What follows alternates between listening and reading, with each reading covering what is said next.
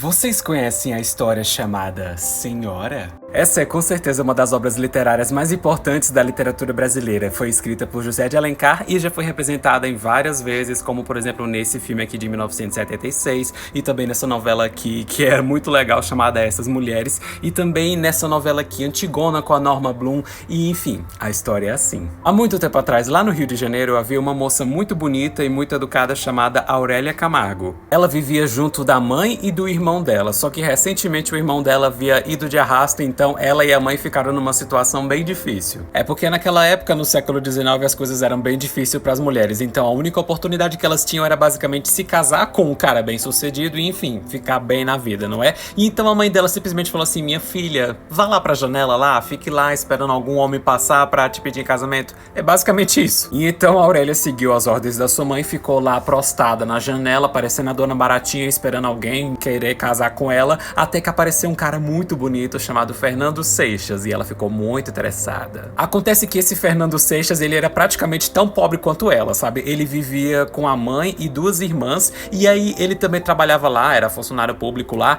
e ele ralava muito pra conseguir sustentar a sua família. E aí ele foi lá na casa da Aurélia, disse que queria casar com ela e tudo, e eles dois meio que estavam bem envolvidos, assim, bem apaixonados. E a Aurélia ficava lá sonhando em ter o casamento com o Fernando, ela já ficava sonhando com ele, só que num certo dia, ele simplesmente chegou lá na casa dela já pedindo desculpas, mas disse que não podia se casar com ela e pediu desculpas por ter alimentado as esperanças dela e...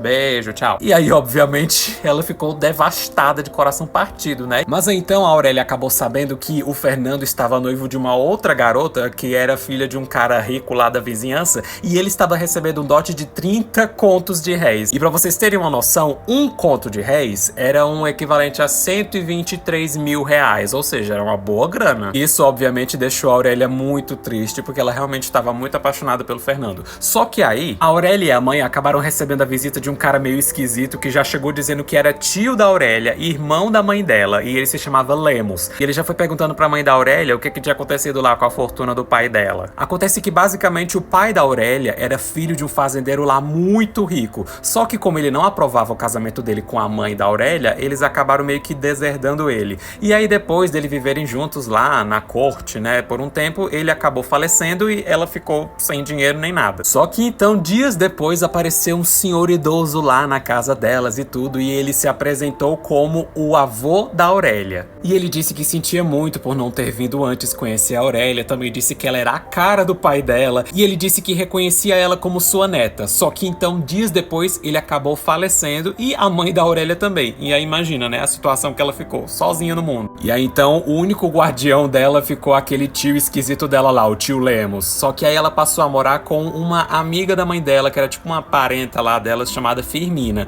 E então a Aurélia acabou recebendo a herança do avô dela. E então, parafraseando o título do livro, ela ganhou uma senhora herança. Ela ganhou simplesmente 1000 contos de réis. Ou seja, ficou milionária. E ela só tinha o quê? 18 anos por aí? E aí então, depois de receber todo esse dinheiro, ela resolveu tramar a sua vingança. Porque ela ainda estava muito sentida com o que aquele Fernando Seixas tinha feito com ela. E então ela chamou o tio dela e disse todo o seu plano. Então Fernando Seixas estava meio que compromissado lá com uma menina chamada Adelaide, que há muito contragosto, né? Porque nem ele queria nem ela, mas como o pai dela tinha oferecido os 30 contos de réis, ele estava prestes a aceitar. Só que aí apareceu o tio da Aurélia. E ele foi lá conversando com o Fernando e disse que a sobrinha dele tinha uma proposta pra ele. Ele não contou quem era a sobrinha dele, aliás. E disse lá que a sua sobrinha poderia oferecer pra ele 100 contos de réis em troca dele se casar com ela. Ou seja, ele tinha que desistir da outra garota lá, Adelaide. Então ele acabou, né, desistindo dela, foi conversar com o pai dela e aceitou se casar com a tal sobrinha desse cara, só que ele queria 20 contos adiantados. Então o tio foi lá e deu esse valor pra ele, e eles foram lá para uma mansão muito bonita lá no Rio de Janeiro, e quando eles entraram lá e viram a dona daquela mansão, ele se deparou lá com a Aurélia, que estava toda vestida suntuosamente. Ele ficou passado, chocado, e sabendo que agora ele ia se casar com ela, ficou feliz da vida. Então o casamento deles foi lá, rolou, foi toda aquela pompa, imagina. Só que aí quando chegou na hora das núpcias, quando o Fernando simplesmente viu lá a Aurélia prostada na cama esperando por ele, ele simplesmente foi lá e disse: cheguei, querida, vamos para o nosso ninho de amor. Só que ela falou: Ela simplesmente foi lá, mostrou o resto do dinheiro que faltava dele receber do dote, né, os 80 contos de réis, entregou lá pra ele e depois mostrou o contrato de casamento deles. Aí ela disse assim, ó, tá aqui o contrato de casamento, ou seja, eu comprei você e a partir de agora você vai ter que me chamar de senhora, e é com a voz aveludada assim, senhora? E ele ficou assim, o que, sem entender nada, só que então ela falou que não era nada mais justo, não é, dela ter comprado ele, já que ele se vendeu lá por 30 contos de réis lá pra se casar com a tal da Adelaide,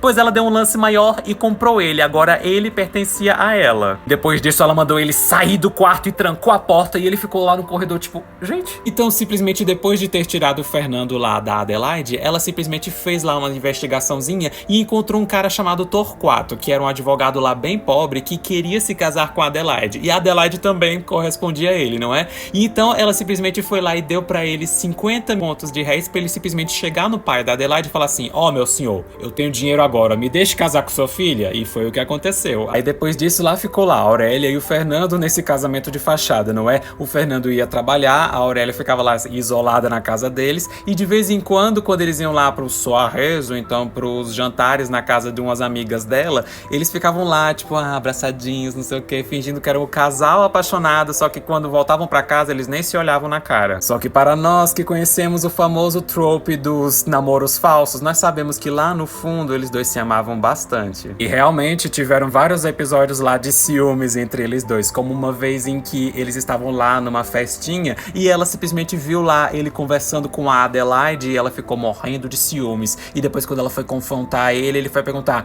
quer dizer que a senhorita tá com ciúme de mim, do seu objeto aqui? Ótimo. Aí ela ficou pensando, ele tá com raiva de mim, só um homem que ama uma mulher fala mal de uma mulher assim, ele me ama, eu sei que a gente pode ficar junto, não sei o que.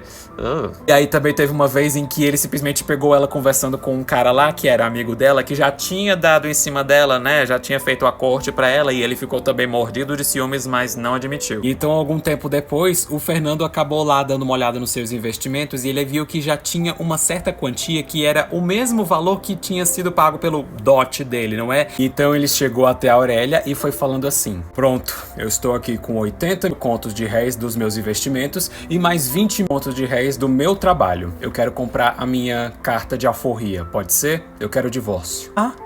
Já que é assim, tudo bem. Eu vou lhe dar o que você quer. Vou lhe entregar o divórcio. Ótimo. Mas eu só queria deixar claro, Aurélia, que em nenhum momento eu enganei você. Eu realmente estava muito apaixonado por você. Eu só foquei em arranjar o dinheiro porque a minha irmã estava precisando de dinheiro pro enxoval. Eu estava precisando ajudar nas contas da minha casa. A verdade, Fernando, é que agora que nós dois somos estranhos, eu devo dizer que eu sempre amei você, desde o primeiro dia que eu te conheci. Aurélia, eu também te amo muito. Aí os dois ficaram lá se beijando, teve toda aquela cena, só que aí de repente... Não podemos. O seu dinheiro vai ser sempre um empecilho entre nós. O meu dinheiro? Não seja por isso. Olhe, esse é meu testamento. Na noite em que nos casamos, eu coloquei você como meu único herdeiro. Meu amor! E então, depois dessa conversa sincera, né, eles dois acabaram meio que reatando o seu relacionamento e foram lá viver o seu casamento feliz e verdadeiro dessa vez. E esse é o final de Senhora de José de Alencar. E fim.